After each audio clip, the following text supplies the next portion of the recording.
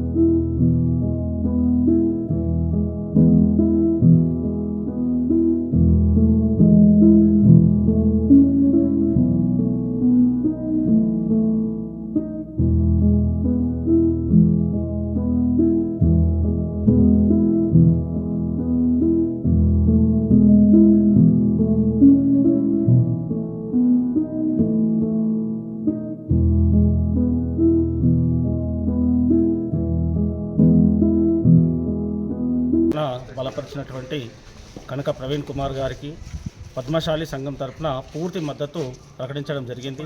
అంతేకాకుండా ఆయన గెలుపు కోసము అహర్నిశలు కష్టపడి ఖచ్చితంగా మనం ఆయనను గెలిపించుకున్నట్టయితే ఈ యొక్క వార్డు అభివృద్ధిలోకి వెళ్తుంది.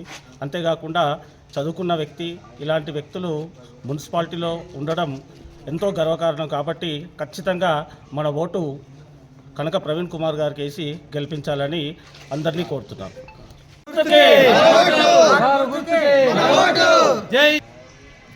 ఈరోజు 25వ వార్డుకు సంబంధించి కనుక ప్రవీణ్ కుమార్ బీఆర్ఎస్ పార్టీ అభ్యర్థి, మరి పార్టీ తనపై నమ్మకం ఉంచి మరి చింతా ప్రభాకర్ అన్న గారి ఆశీస్సులతో తనకు బీఆర్ఎస్ పార్టీ బీఫామ్ మీద 25వ వార్డులో నిల్చోవడం జరిగింది. ఈరోజు ప్రవీణ్ కుమార్కు మద్దతుగా మేమంతా కూడా ఇంటింటి ప్రచారానికి వెళ్ళినాం. మరి ఏ ఇంటికి పోయినా కూడా ప్రతి ఒక్కరూ మంచి రెస్పాన్స్ ఇస్తూ ఉన్నారు. మరి కాంగ్రెస్ పార్టీ అమలు కాని హామీలు ఇచ్చి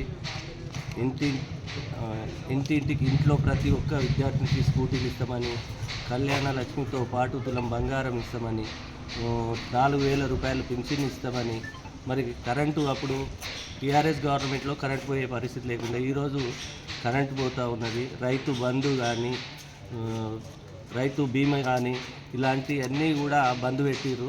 అలాంటి కాంగ్రెస్ పార్టీకి ఓటేయం. ఖచ్చితంగా ఈసారి బీఆర్ఎస్ పార్టీకి ఓటేస్తాం.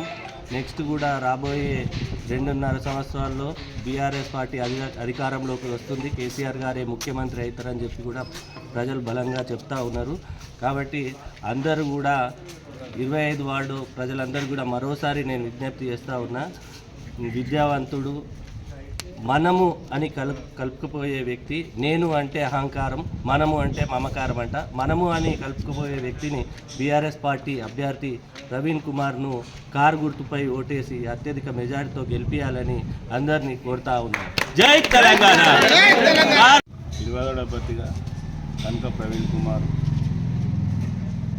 మరియు మేమంతా సమాజం తరఫున మా వార్డు తరఫున అందరూ కలిసి సపోర్ట్ చేస్తున్నాము. చదువుకున్న అబ్బాయి, మంచి వ్యక్తి, రాజకీయాలు కొత్తగా వచ్చాడు, అనుభవం ఉన్న వ్యక్తి. అన్నిట్లో మీరు ఈ అభ్యర్థికి ఓటేసి గెలిపించుకుంటే వార్డు అభివృద్ధి పడుతుంది. మీకు అన్ని వేళలా తోడ్పాటు కూడా ఉంటాడు. అలాంటి మాటలెప్పి మనిషి కాదు. దయచేసి వార్డు ప్రజలందరూ కనక ప్రవీణ్ గారికి మీ అమూల్యమైన ఓటేసి గెలిపిస్తారని చెప్పి నేను మనకి 25వ వార్డు ప్రజలందరికీ, నా అన్నదమ్ములకు, అక్క చెల్లెలకు అందరికీ హృదయపూర్వక నమస్కారాలు. నేను మీ కనక ప్రవీణ్ని 25వ వార్డు తరఫున బీఆర్ఎస్ బలపరిచిన అభ్యర్థిగా కారు గుర్తుతో మీ ముందుకు వస్తున్నాను. నేను అనునిత్యం మీ అందరికీ అందుబాటులో ఉండి మీలో ఒకనిగా, సేవకునిగా సేవ చేసుకోవడానికి మనస్ఫూర్తిగా మీ ముందుకు వస్తున్నా. నన్ను నిండు మనసుతో ఆశీర్వదించి మీ హక్కున చేర్చుకోండి.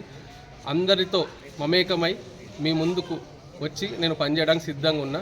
నన్ను ఆశీర్వదించి నా గెలుపుకు సహకరించగలరని మనవి. జై తెలంగాణ.